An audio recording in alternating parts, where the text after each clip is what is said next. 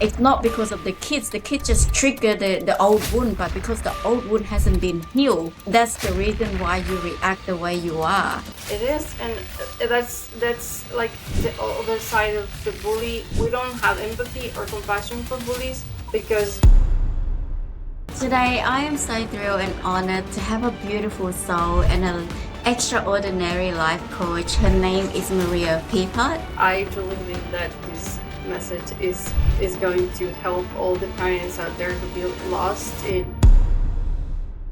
Is there any other red flags for parents to pay attention to? Emotional shutdown, it's one of the biggest ones, and when they stop doing things they used to enjoy doing, dark places with everything, they overreact when something happens and they put everything on them.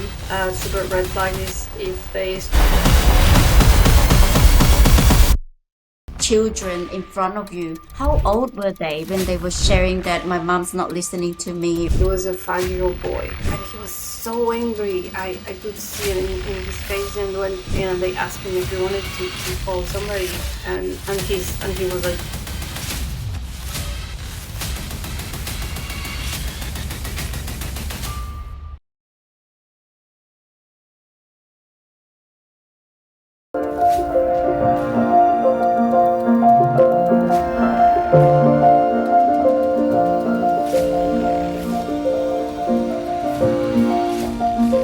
Welcome to the Wisdom Inside Out podcast. Today, I am so thrilled and honored to have a beautiful soul and an extraordinary life coach. Her name is Maria Phipard, who's also graduated from J. Shetty School certifications.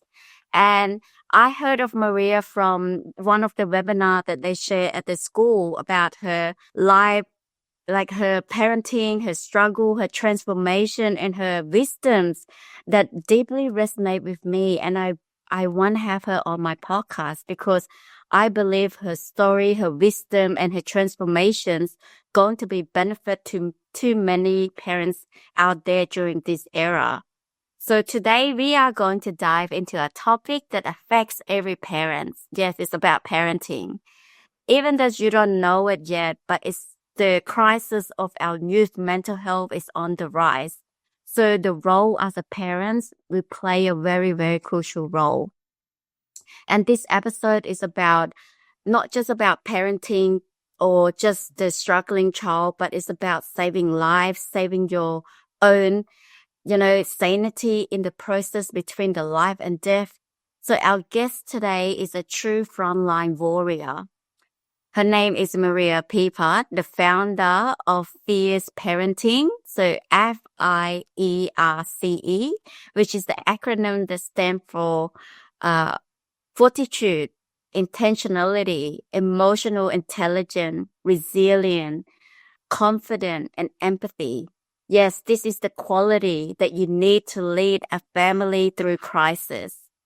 So Maria experienced the unparalleled as a bilingual parenting coach and a medical translator. She bridged the gap between emotional understanding and language.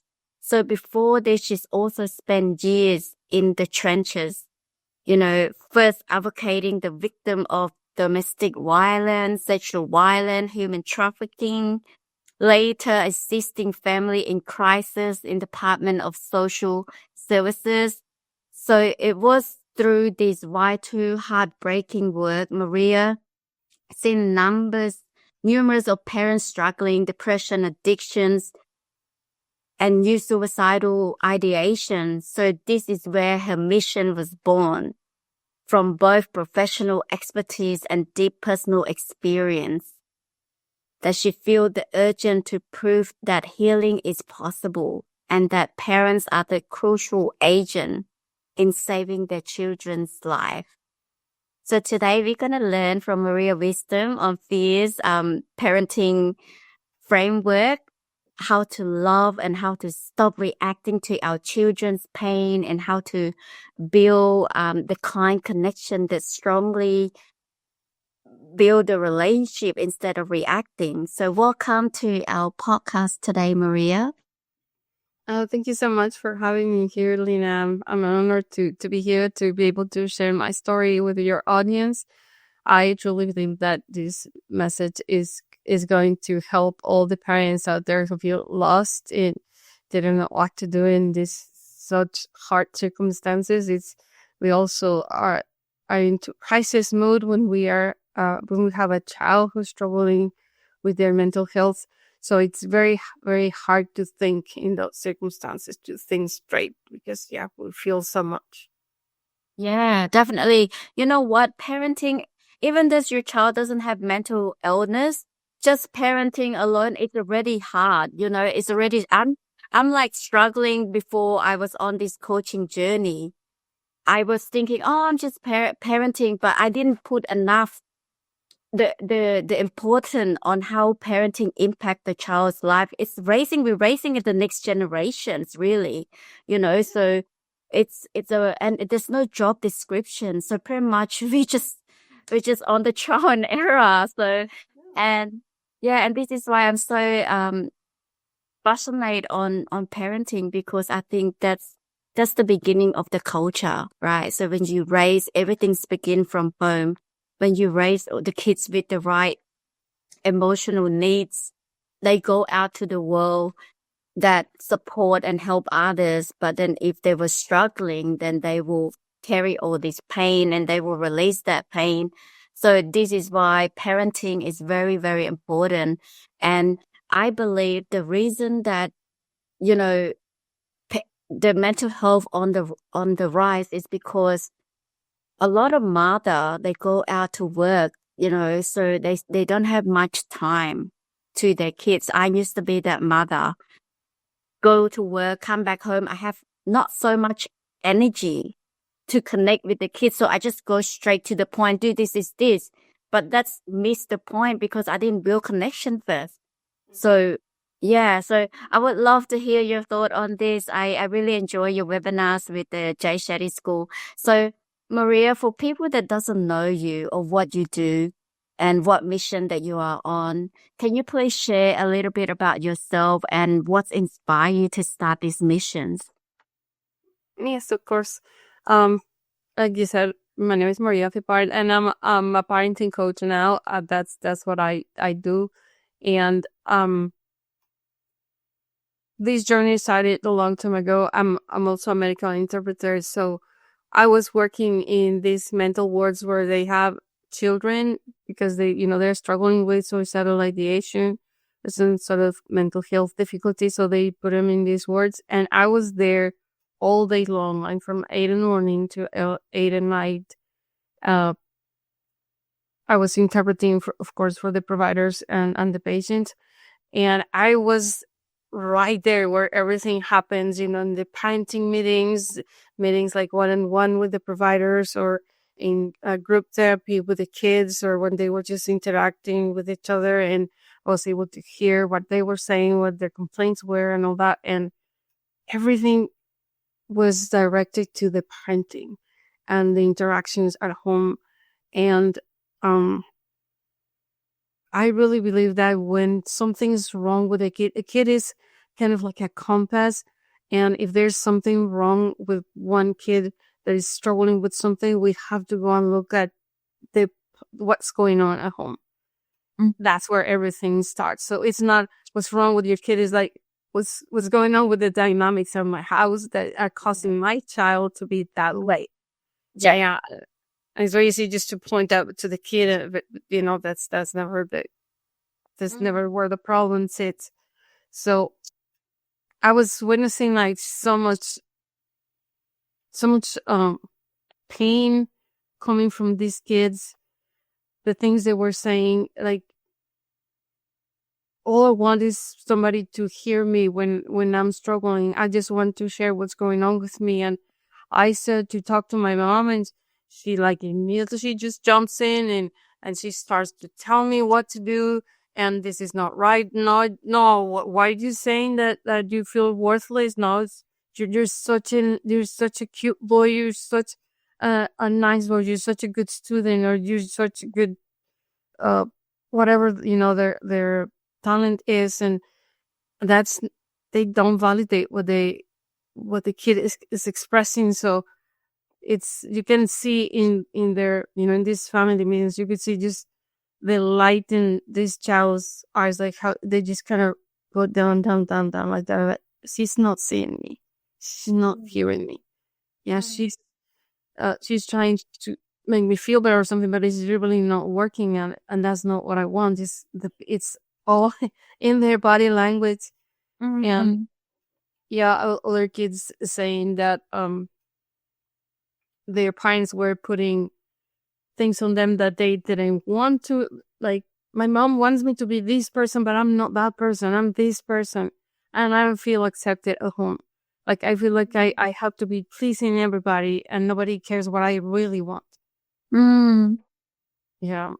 Some other kids, like, the parents were putting too much pressure when, with their study, with their school, and they were struggling with some sort of,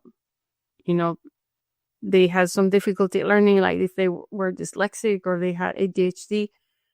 It's not that they don't want, like, who doesn't want to succeed? Who doesn't want to get A's at school? It's just ridiculous that we would think that they don't do it because they don't want to. They are struggling. There's something there, and we have to go, what's really going on? Why don't you want to do your homework? Whatever is their struggle?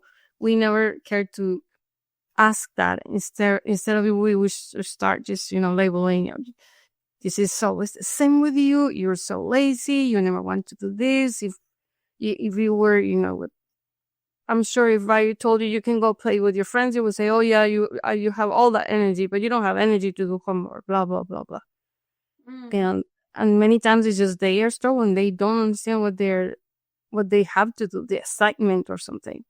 Because when you understand, it's very easy. You just go and do it. And then you can go and play or do whatever you want. So yeah, we just get mad and start judging instead of going deeper, like, what's really going on with my child here. Yeah, many things that I heard in these places where kids were able to open up because the parent wasn't there when they were in group settings, and sometimes the mother or the other parent was struggling with addiction, and they were being raised by no one. Like, there was no parent present in the house because they were always into drugs. They were eating cereal for breakfast, for lunch, and for dinner when they were at home. Or the parent was the other parent was like in a violent situation, and they were witnessing everything, what was going on there. And of course that creates trauma, and the kid was not going to thrive in an environment like that. When they were struggling with bullying at school, and the parent, instead of supporting the kid, they would go and make like a big fuss at school, and then they were getting even more bullied because they were, oh, so you're telling them, you're telling, and they don't like that.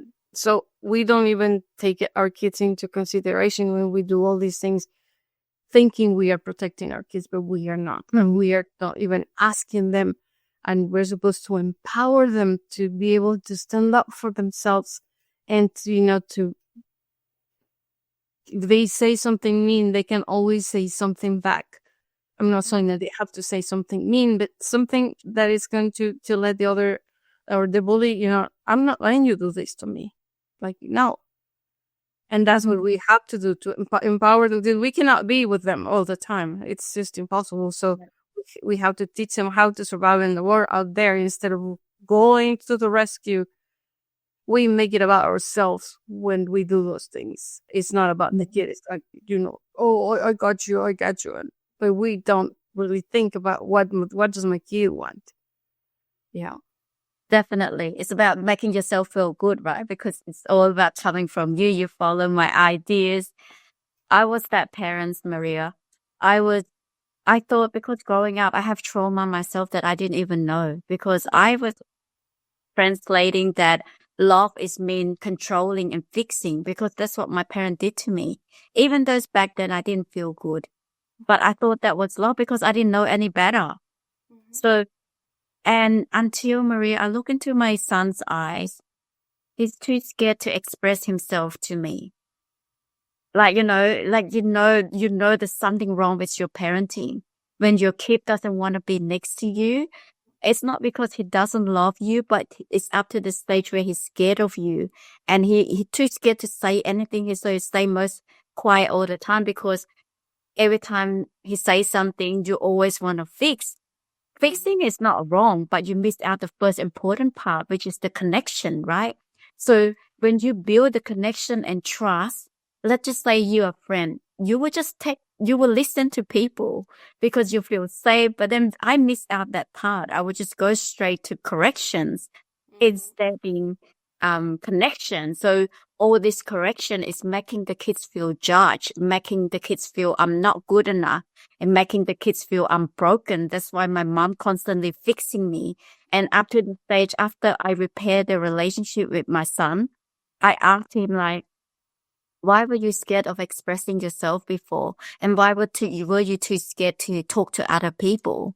And he was saying that I feel that even my mom doesn't like me because I'm different.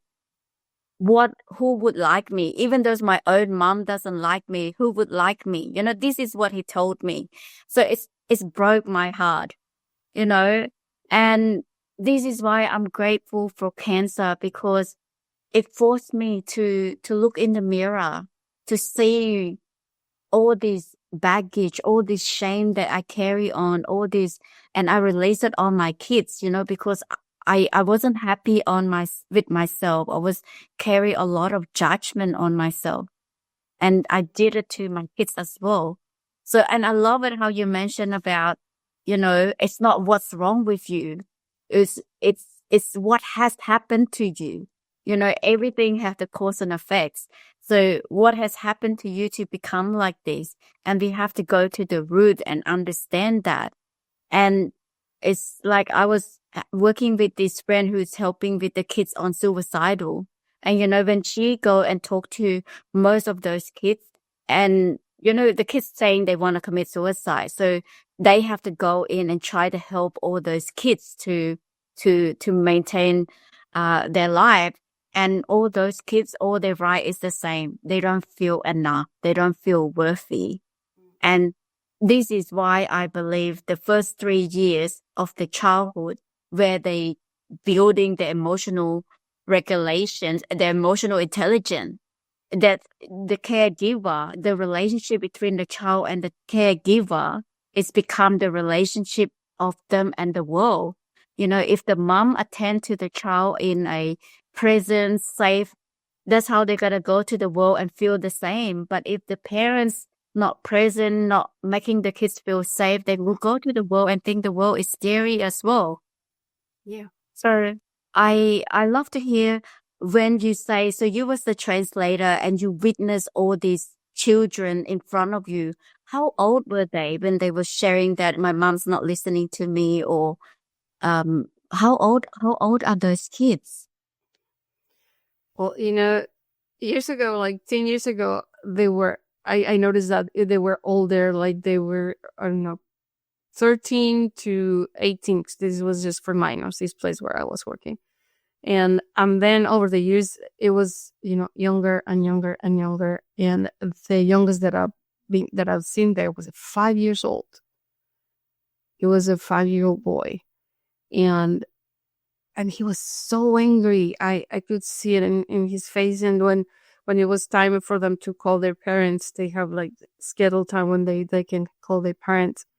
And they asked him if he wanted to call somebody. And he was like, how kids, they don't really say how much. He was just like that. Yeah.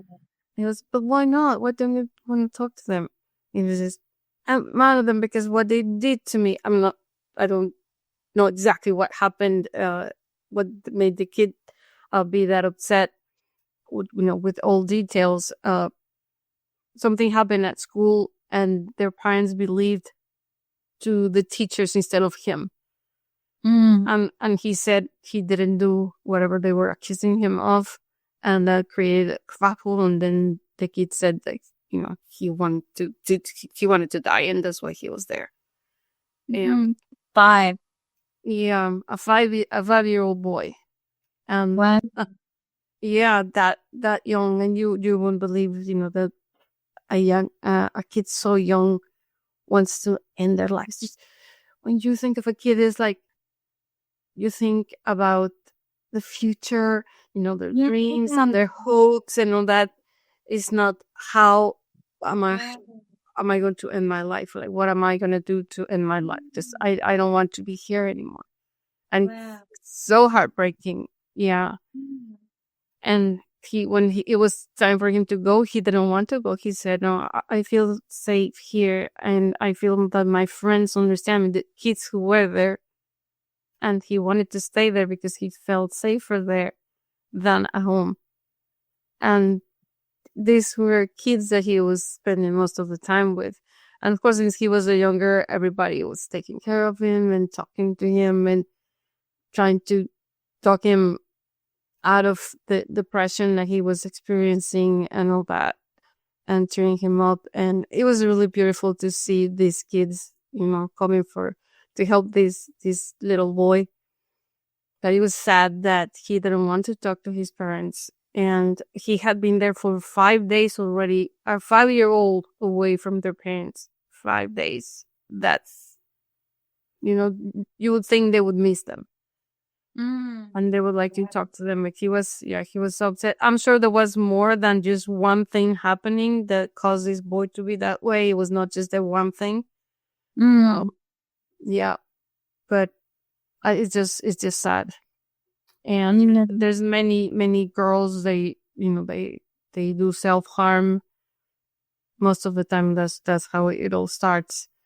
And the boys are the ones who it's more scary, because when they try to commit suicide, they don't do it like in a way that they might survive. They don't, many of them don't survive it. And the girls, they survive it more because they're not as violent when they try to do it. Oh, wow. Yeah, the girls go they take pills or something like that, and there's a chance to save them. And the boys, they go for more violent stuff. That it's harder to save them. So you can see the difference also in that way. Yeah. And also something that was sad to see was the providers, how they become so numb to this that the kids feel like they don't care. And they express that, like, you don't even seem to care what I'm saying. And they don't listen to them. They try to tell them like what coping mechanism use this instead of that. And then these girls were saying, that doesn't work for me. Like, you're not listening to what I'm saying. That doesn't work for me. I do what works. You want me to do what you think is right. Because what you think, you're a doctor, so you think you're God. No. And this girl, she was standing up for herself, but I saw that a lot. That the kids were not heard, and the doctor was there just for medication management and not really to hear them. Of course, some were wonderful. I'm not saying that, everybody is bad. And also these places, they put together kids that are there for a problem, like because they are violent or because they can regulate their feelings, their anger, whatever they are feeling, and they become violent. And then they have in the same place kids who are there because they have PTSD for something horrible that happened to them because they were severely bullied or something. And these two kids together, imagine what happens in there.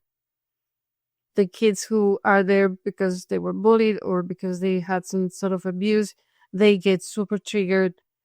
So there's this crisis in these places, which doesn't make any sense because they are supposed to be there to help them and they're supposed to know these things. And they put them together. Like, it's even just common sense. Don't do that. they are there supposed to just to be healing. The real life is like that. The real life, there's gonna be all kinds, but this place is supposed to be for them to heal, not to face life the way it is. Mm. And they just were not careful enough to do that. Yeah. Mhm. Thanks for sharing that. And I love it how you mentioned about as well, like, everyone want to thrive, right? If we can do it, we would. Like, this is what I learned. You was like, like, oh, I asked you to do this. It's so easy. Why can't you do it? Why are you so lazy? But deep down, they were lack of motivation. This is why you were when someone feel good about themselves, right? When they feel valued, when they feel appreciated, that's when they want to take more challenge. Because just think about it, if you do something that make them feel I'm good enough, more likely you would do the harder stuff.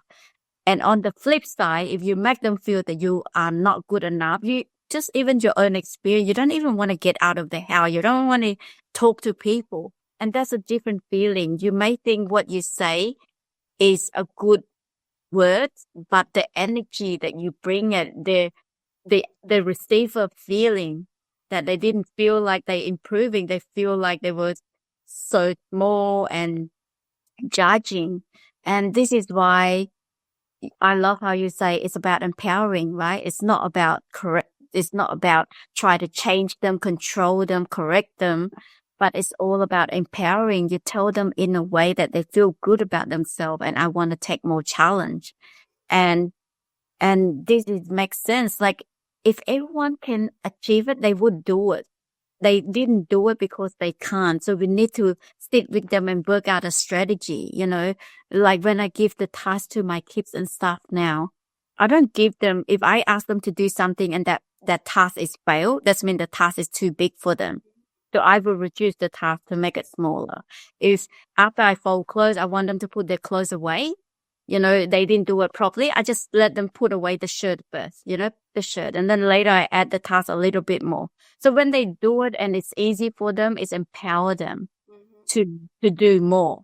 And then when they done it, if you want them to repeat that pattern, you just have to praise them. I'm so proud of you doing this. If whatever you want them to repeat, you have to keep praising them so they feel more empowered, they feel good about themselves. So yeah, I think the kids, they born with all the emotions, right? But zero skills. And that is us parents that we need to teach them the healthy coping mechanism. I think some parents, they hit their kids. So, and then they will come and complain to me like, why is my kids always bully other kids at school?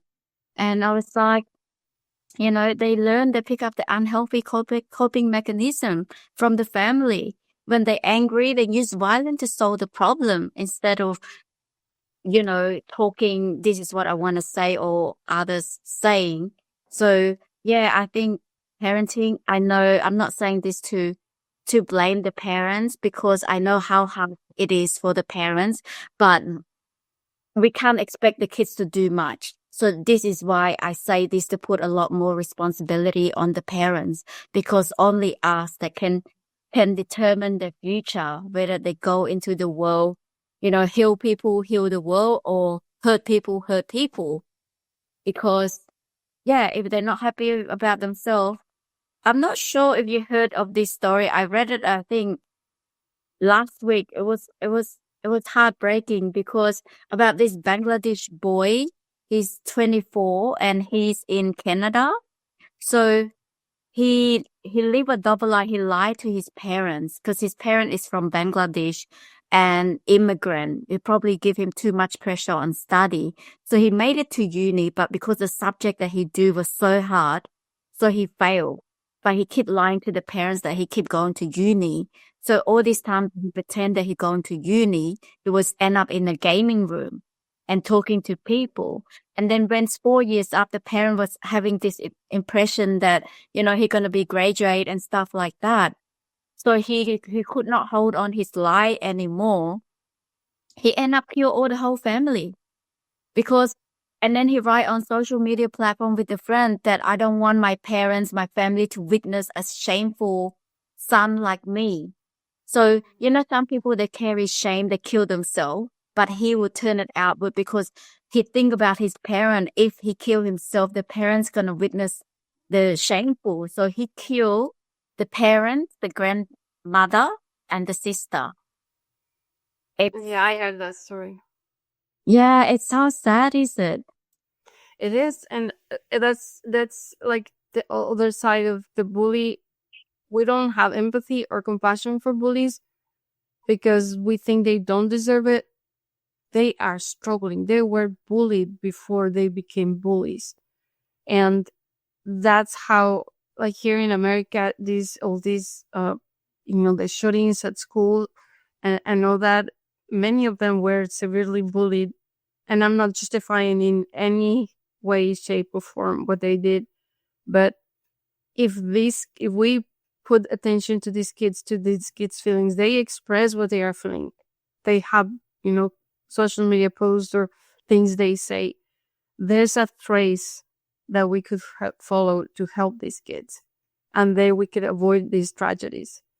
And yet, saying all these things is our intention is never to shame anybody. It's to bring awareness to how important these abilities are when we raise our kids. Like, we go to school so many years for our careers. Like if we want to practice a sport, even a hobby, we dedicate so much time. We pay coaches, we dedicate time, energy, and money to do these things. And then when it comes to parenting, we don't. We just do it, like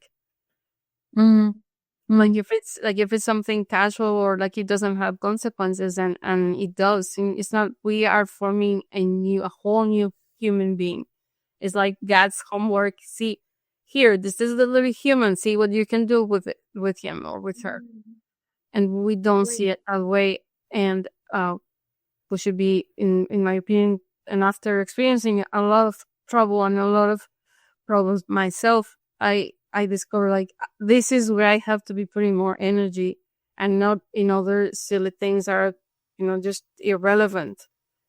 And I think if we do that with these kids who are, the bullies, just go and see behind the behavior. I truly believe, like, unless we're talking about a sociopath or a psychopath, most people are good. We are intrinsically good. Like our spirit is good. Our soul is good. Things have happened throughout our lives that makes us act in certain ways and makes us do certain things. And all that can be healed if we dare to see these kids, if we dare to hear these kids. And, these tragedies can be prevented. Many times here, like this is a thing where the kid knows they're going to die. Like you're going to be shooting all the kids and then the police is going to come and then they're going to kill them. It's like a murder-suicide thing. And it's so horrible. It's, a few years ago, that was unthinkable. Something like that would happen. And now it's so common that people are becoming numb to that. And not enough is being done also with these bullies at school. We see like any behavior that tells us like this kid is cruel, this kid, it seems like angry all the time. We should go and do something about it. And the schools and everybody should be paying attention to that instead of the behavior. What's behind the behavior? What's going on with this kid? Right. Yeah. And then just do something about it. And we, the parents, have so much power. We don't even know, how much we can help our kids when there's something going on with them. We go like, so who's gonna fix my kid? Or I'm going to do this and this and this at home. We're trying to control the environment, thinking that that's going to help them. And then I'm going to go to this doctor or to this therapist or whatever, and they are going to fix them. Mm-hmm. It's like going to the hospital with an open wound, and they clean up the wound and they disinfect it and they fix it all nice, and then they go back home to an environment where there's a bunch of dirt and bacteria and everything, and the wound is going to get reinfected because the environment is what caused the infection in the first place. It's the same thing that happens with our kids.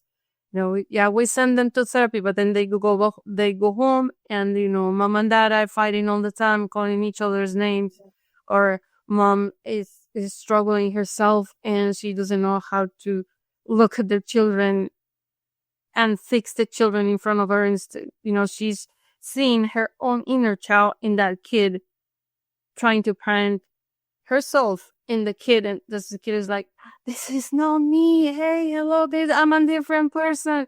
I'm not you." And we fail to see that because we are so blinded by our own wounds with that all that blood from our own wounds. We're just spilling it on our kids, and that's why they don't feel seen or heard, because we're really not seeing them. We are seeing that one child that we carry inside of us, because we didn't go through that journey. You just replay the old pattern in the present moment. And the kids, they're really good at sense. They're really good in the present. They can sense your energy. They know that why they're not coming close to you, because they know that you're running from this exhaustion, draining energy, not from a whole place. And, this is why I say I'm grateful for cancer, because I get to repair the relationship with my kids. I have to say sorry, this is own up for my trauma. I wasn't present to you. I was replaying my own fears, and it's surprisingly, even though they were young, it's so easy for them to understand. It's like, I knew it's not my fault, It's like but it's a relief for them, like for me, just within 6 months, I apologize. And after I do the work on myself, that's when I get to see my kids. I really attune to them without my triggering child. When my kids acting out before, I used to get angry because I judge myself that, oh, I'm a failed mother because I can't get my kids happy all the time. And, it bring up all the old wound where you feel you're not good enough. So, yeah. And then it's so different when you heal. You was like, when your kids, whether they have a fight or when they cry, I was like, yes, this is cool. I'm going to get to teach them the skill, how to cope with these emotions. When you heal, you go into with a calm mode and you see it as an opportunity. Like, hey, when you have this emotion, this is a healthy skill that you have to cope with, instead of try to stop them not feeling. It's very normal that humans feel all feeling. But we just need to know, when I feel this way, this is what I need to handle, right?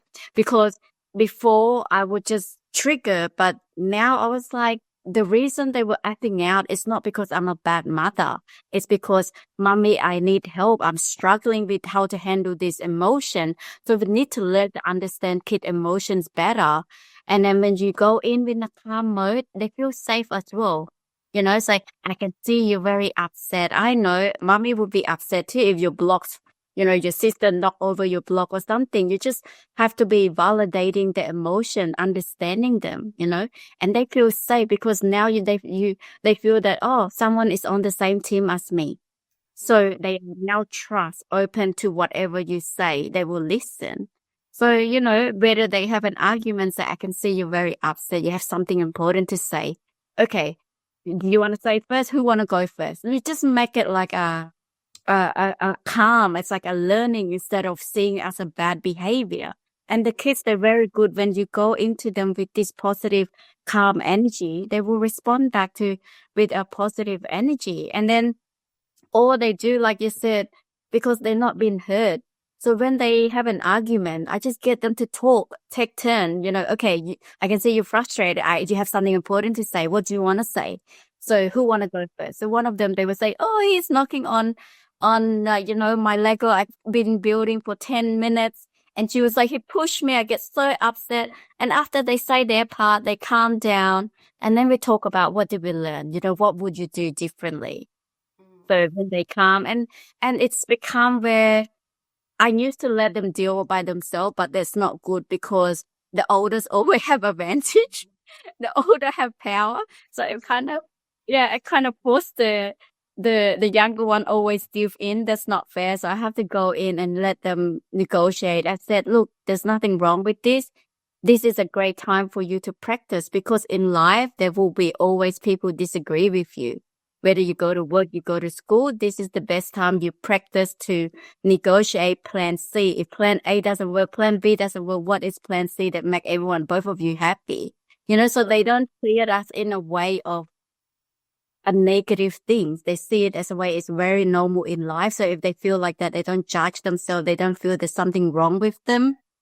And yeah, so I think it's like you said, when you listen to the kids, I used to feel that you're wasting time when you listen to the kids. Just take my ideas because I'm older, right? I know more than you.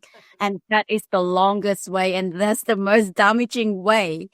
When you listen to them, things become a lot easier. Like you have to dance with your kids. You need to. But I think it works in every relationship. We have to listen to know what is the strategy to achieve that. We underestimate them since they are very little, and in my experience, they are so wise. I've always liked kids. I always like to hang around with kids because they are so funny, and they have all these, so much energy and the things that they come up with. And my son has always been wise beyond his years. Like, if you don't mind, I'm gonna tell you a little story. When he was 4 years old, and well, I separated from his father when he was 9 months old, and then he was in this life on me until he was like 13 months, and then he moved to another city, and he just, he was never in his life, since he was that age. So they were talking on the phone sometimes, but my son didn't really want to talk to him because, they are toddlers. A toddler doesn't want to talk over the phone with their parent. They want quality time and play and things like that. So, he was 4 years old. He was in kindergarten. I'm sorry. And, he was in kindergarten, and I took him to the barber for a haircut. And I just to the barber instead of the kids salon because he felt like, because now he's in kindergarten, as he's growing up. You know how kids are. And so this man, he was an old man, like really nice. He asked him, so which haircut do you want? And he had like a big poster on the wall. And he was, I want this one. And oh yeah, that's a very good choice. I think you can look really handsome about that. So why did you choose that haircut? Is that your dad's haircut? And my son told him, no, I don't have a dad. He didn't say like with bitterness or sadness or anything. He just said it like that. No, I don't have a dad. And yeah, the guy felt a little uncomfortable. He just changed his subject and he kept on doing his job. And so when he was done and we were walking back to the car, and I asked my son, why did you say that you don't have a dad? You know you have a dad. And you know who your dad is. And sometimes you talk to him even. And he said, he was like, Mom, that's not having a dad. I'm like, what did you mean? I don't know how he smells. I don't know his smile. I don't know what it feels to hug him or for him to carry me or anything like that. And I don't know how it is to play with him. That is having a dad. I don't have a dad. I know who my dad is. That doesn't mean that I have a dad. Mm-hmm. He was not bitter or emotional even or anything. This was something that happened to him, and he just acknowledged what happened in such a clever and direct way that he just blew me away, because I felt really bad that this was happening to him.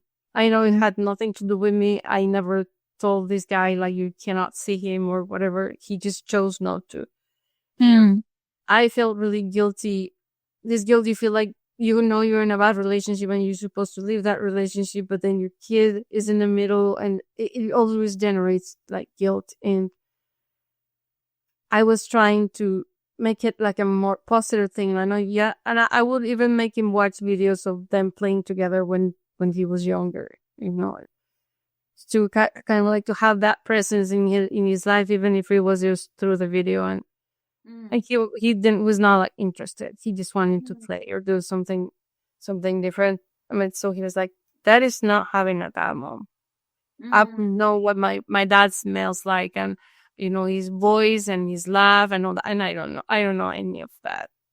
But Yeah, and he wasn't like, yes, he was not crying or sad or anything. Very matter of fact, and then he just changed the subject, and I also I wanted to change the subject because I felt so bad for what he was saying, because it is true. That is not having a dad, even if we were living together, and if the dad or the whatever parent doesn't spend all this time with these kids, they don't experience what having a dad means or having a mom means. If they only see them like once in a while and they don't really interact with them. So presence is so important for our kids. Like, they want to know we are there. They just want to know we are there. We don't have to do much, but just to show them, I'm here for you. That's spot on. Being present, you can say, as long you're alive, you spend time with them, you think you're in present. No, you're not, because you will be surprised that most of the time we function from our subconscious, our default, our past trauma replay. And this is why it lead me, I want to ask you, because I believe when I heal myself, when I do the work on myself, that's when I can be fully present to the kids. I hope I stop projecting that every of the kids' action, it's keep triggering my own inner child. It's, yeah. And you thought you're present, but you wasn't present. You were so easy to trigger, and don't blame it wasn't from the kids. The kid just help you to bring what is your past trauma.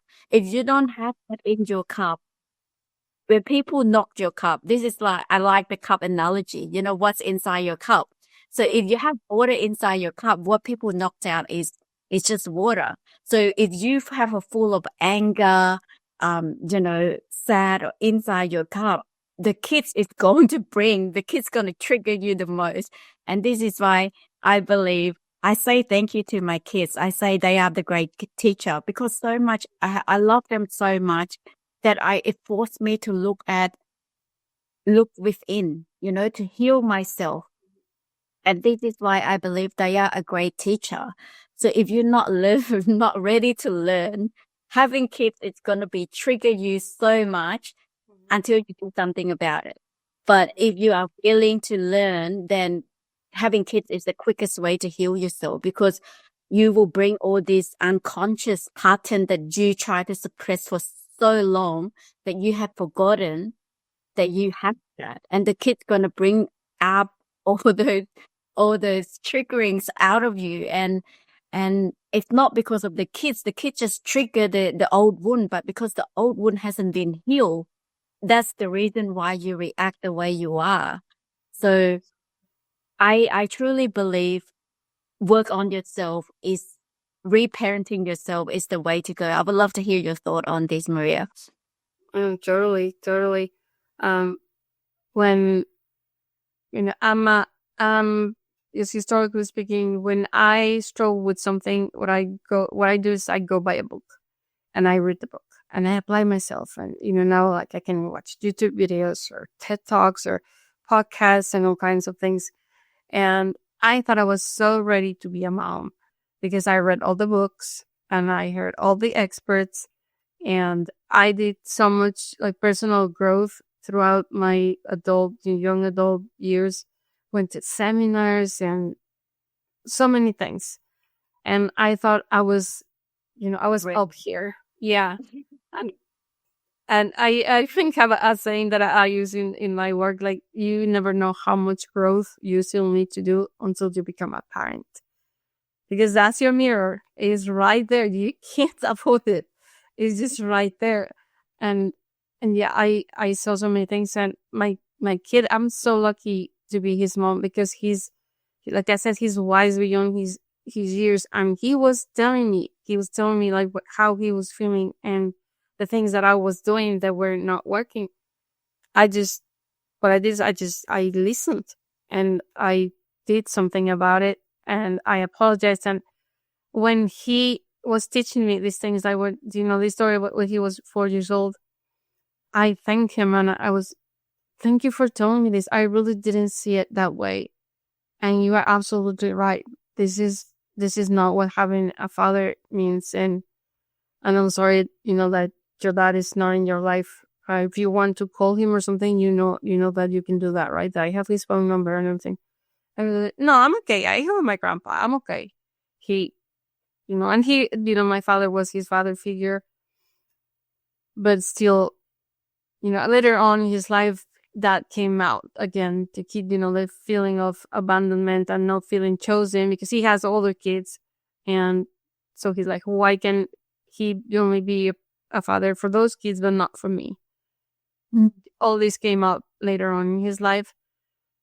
But when it's not only praising or putting names in a kid, I think also good names, when we call something that we think it's a good name on a kid, like, oh, you're so smart, or oh, you're so this or that. Labels are like, can become a burden in somebody's life if we say, instead of saying, oh, you do this so good, you worked so hard at doing this thing, and we say, you're so smart. So he has this label, and then if later on in his life, for whatever reason, they struggle at school, or it's a new subject, something they're not good at, and then but I'm smart. Why can't I do this if I'm so smart? And they go, maybe my mom is lying to me, because that's what moms do. They try to just, cite things to make this feel good, but I'm not really good. I'm not smart. I'm not this. I'm not that. So we praise what they do, so they focus on what they are doing instead of the label. Yeah. I learned that too. And I had that because that's what my parents were telling. Everybody was telling me that. I was always good at school because I loved it. I just love learning. So Yeah. I was not special in any way. The only thing is that I loved school. I really loved learning. I read all the books in my house, even things that you wouldn't think that a small child would read, manuals of things. I'm not kidding. I read everything.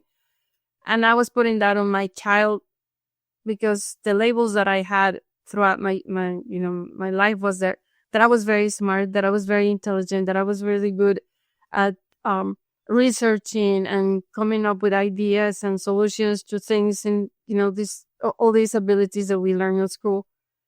And that's where I felt validated. That's where I was being seen.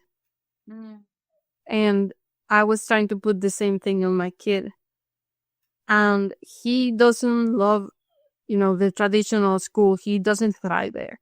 When he was a baby, since he was 18 months old, up until he was 6 years old, I had him in a Montessori school, and he loved it. That's where he thrives. He was going really well, and he never felt that there was something wrong with him or anything. And then we moved here to America, and I had to put him in just a regular school, because here those schools are ridiculously expensive, and I just couldn't afford it. And he started to feel stupid, because he has these, what they call learning disabilities. I wouldn't call them that, but that's how they call it. They call them at school, because he has ADHD and dyslexia, and he didn't know the language. He knows some English, because at this school they were bilingual, but they would only talk to them in English, so they understood what they were saying, but they would not speak. I mean, also he was very little, and when we came here, he became fully bilingual in 6 months. And but in the meantime, he was struggling, so he was feeling stupid, and not only because of the language, but also because just this traditional type of learning. And here in America, teachers are even worse than in Mexico, from where we came from, in the way that they are more strict, and they want them to just be sitting down and do nothing. And over there in Mexico, I guess because there's more kids like that, they let them be kids, and they are also teaching. I'm not saying that they just let them do whatever they want, because they don't, but it's not the same. Like, here's like, they're just more strict in that way. The rules is like, you cannot break a rule because it's a super big deal. And so he was not thriving at school, and I was putting all that on him. Like, you have to. And here you have all these many tools that you didn't have before, and you have all this support and blah blah. And I was advocating for him in school. He got an IEP, like an individualized education program. So, just to help him where he needed help and all that. But he was feeling like he was stupid. There was something wrong with him. And there's absolutely nothing wrong with him. It's the system that doesn't make all kids feel included, that that they can all fit in there. Like in the Montessori school system, they compete with themselves. They have to be better than the way they were the previous day or the previous year or whatever, instead of making them compete, amongst each other like they do here. There's a really popular culture of competition, and be better than the other one and the other one, and they bring so much pressure on them, so much pressure. And that's also something that causes them to struggle. The kids who, there's kids who don't show any signs that they're struggling inside. And I'm talking about the straight A students. They don't show at all that there's something wrong with them. They are happy. They are popular. Everybody likes them. Their parents are so proud of them and all that. And they have this built up pressure of being at the top, of being the best at whatever they do, because that's where they are praised. We don't pay them any compliments when they are expressing that they are struggling, when they don't feel like I have to achieve this goal, or I have to be here for them, for my parents to see me. They want to be seen, like, even when they are down here. So they put their value in their achievements. And whenever they have a struggle, even if it's just, I went from an A+ to a B+, for them it's like the end of the world, because they feel they don't have any value. And then people, it's whatever they did. And then these kids, they just, without any warning, without anybody knowing that they were struggling, and they kill themselves. I have heard so many stories like that. So many parents who, they really can't believe it when it happens, because they never saw it coming. We think of, a struggling kid, somebody who was depressed, or they hear, the sad music, or they go emo, what they usually wear, like dark clothes and the hoodies here, and they cover their faces or whatever. They want to see that kid to know, like, my kid is struggling. And we also fail to see those kids when they struggle, because of all these labels. Like, as labels, it doesn't matter if it's like good or bad. It's labels, and we should not put that in our kids, because it's too much. And there were so many labels that were put on me, and I was, without knowing, I was putting those labels in my kid too. And it was too much for him. It was too much. And when I was trying to help him to help him with his homework, and I was not seeing his struggles. Like, he was like, I don't understand this thing. You don't see what's going on with me. I don't understand this. I'm not trying to be just to make you lose your patience or anything like that. I really don't understand. And I was just, but why not? This is right here. Look, let me explain it to you. And trying to fix the problem, instead of seeing the struggling kid. And until once he had a panic attack. Well, I was teaching him a math mathematic facts, and that's what like it was so eye opening for me. And he said that he didn't want me to help him with his homework anymore because he rather me being his mom, because I was I was really pushy like that. Yeah. Yeah. So that, and the people pleasing that I also had, that I was kind of putting on him, that he needed to be that. And especially we're coming to this culture, this everything's different here, so you have to fit in, you have to adapt. And he learned that, and I think he learned it more for things I was doing than things I was saying.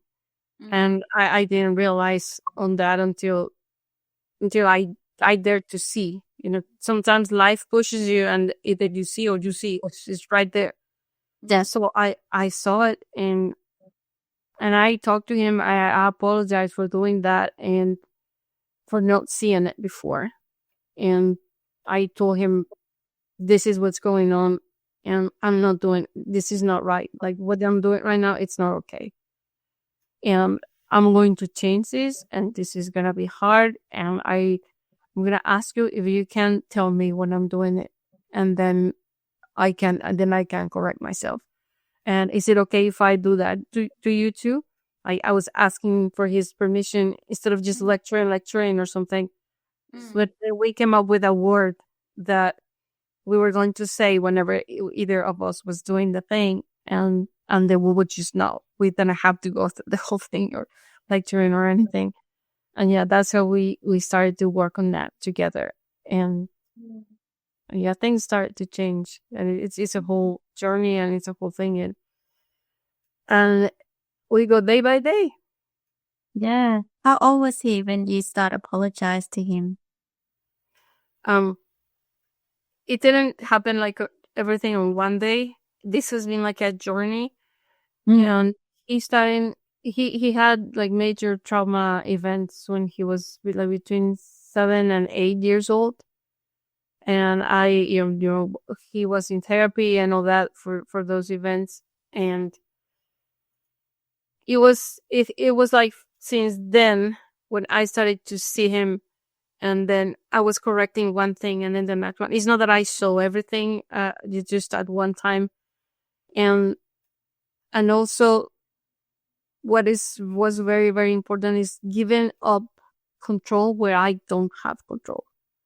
Because then I can focus on what I do have control on.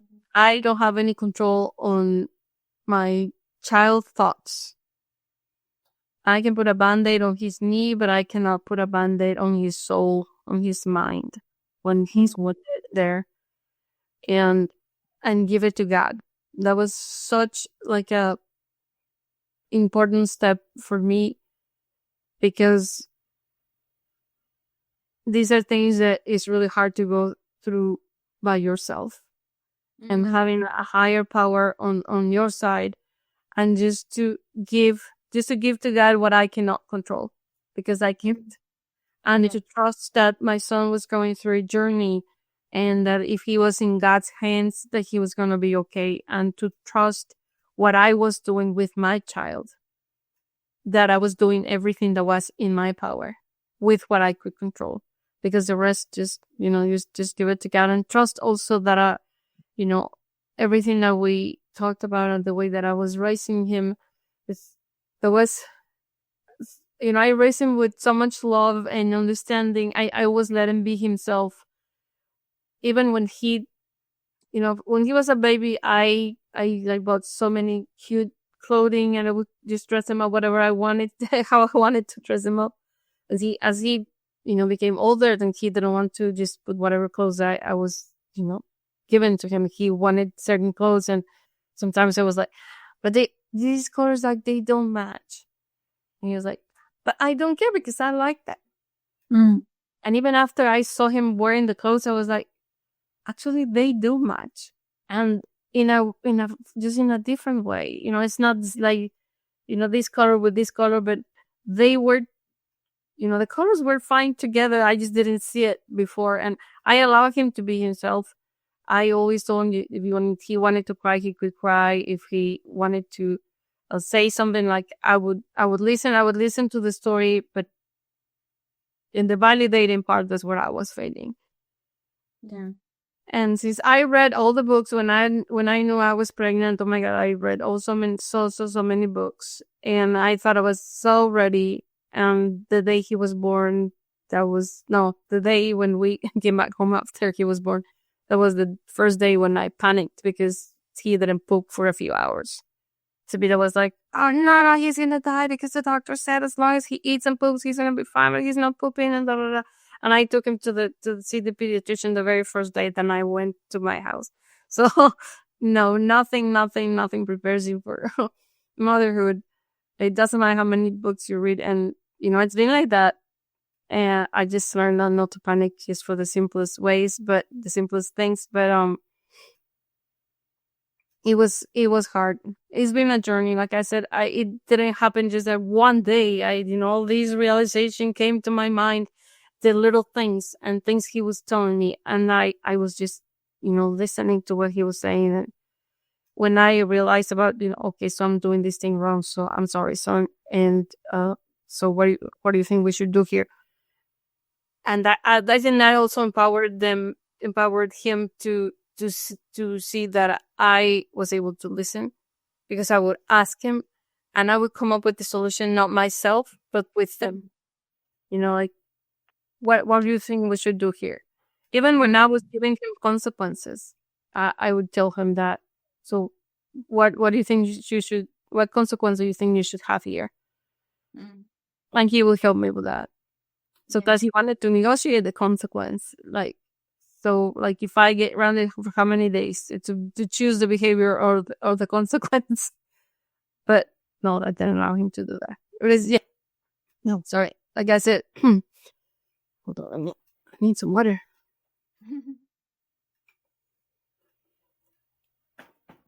It was not just one thing. It was throughout this journey that I was correcting this thing, correcting this other thing.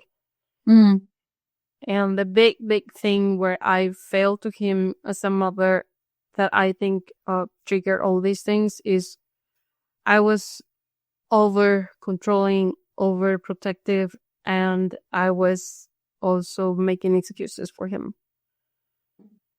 And it's like when we do something for our kids that they can do, but we don't allow them to do it, it's like the message they get is, I'm not good enough. I can't do it.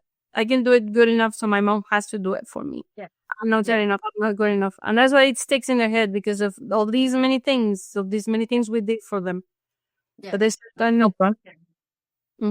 Then like with cleaning and doing stuff, that's not how you do it. Making his bed, he was doing it all wrong, of course, because he was like, he was like 5 or 6 when I told him that he needed to start making his bed, and it was all twisted and wrong, and then I wouldn't do it right in front of him, but then he would come back and it was fixed the right way. And yeah, until one day I saw his face, like when he saw his bed, he was like, there. And I saw that I was like, what? It was twisted, so I just fixed it. It's like, why do you even ask me to make my bed if you're gonna fix it? Just do it yourself. Like, I can never do it right. And like I said, I was, these little things, I was, he's right. And I just, I stopped doing that. I was teaching him like, okay, so, do it this way. This is very easy. It doesn't take any time. And you're supposed to, pull your sheets and, do the things that he needed to do. But every time that I did that, I was making him feel like his presence his presence in the world didn't really matter. Like, they need to know there's purpose in their life. They need to know that if they are contributing to their community, to the small community that is the household, and that their presence makes a difference in our lives. Not just because they exist, but because the things they do. And that gives them a sense of belonging. Like, this is my house, this is my family, and this is the things that I do for my family.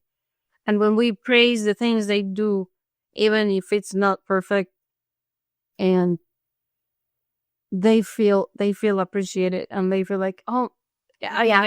I also talk about the feeling that I have for what they did, know exactly what they did.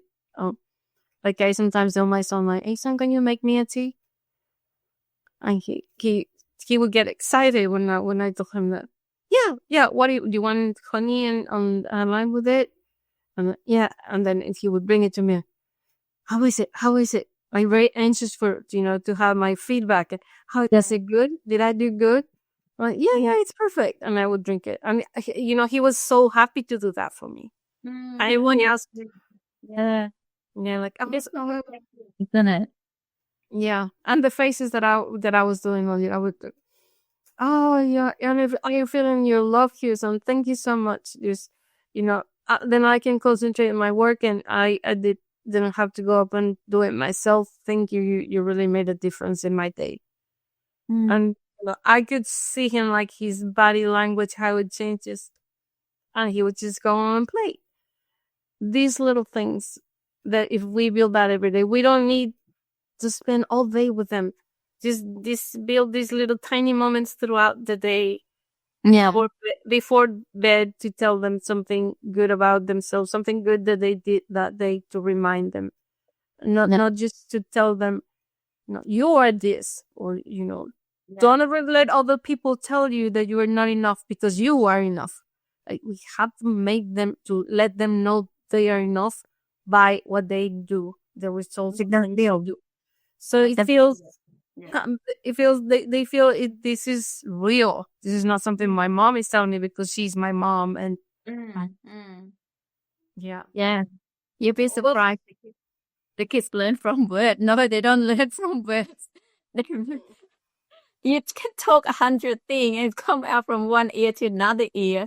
Unless you build the emotion with it, emotion and information, it will stay. This is why when you voice something more interesting, right? The information, because you have to make them feel connect to that first, to actually for them to find, like, actually, oh yeah, like I can understand, remember what mom said. But just the information by, so this is why studying is harder than watching a movie or drama, right? Because movie and the drama, like connecting all this feeling with the information, and you can remember it so clearly. But when you just keep saying, I'm used to constant saying, and realize it's not working, and you need to connect them through the emotional connection for them to, yeah. Totally. And that's how they remember also, because of that emotional connection is what they felt, is they're going to remember what they felt low, exactly what happened, but what they felt. So we help them build these little moments, throughout their days. Then it gets better and better. Like I said, I'm lucky to have a son like my wonderful Alex, because he's very self-aware in that way.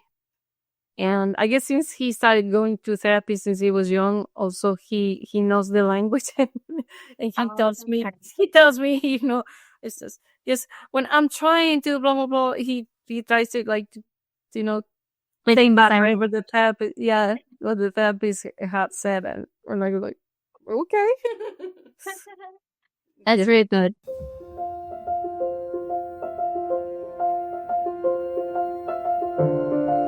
Thanks for watching. Please like, comment, share, subscribe to the Wisdom Inside Out. Stay tuned. Please follow me on this social media platform.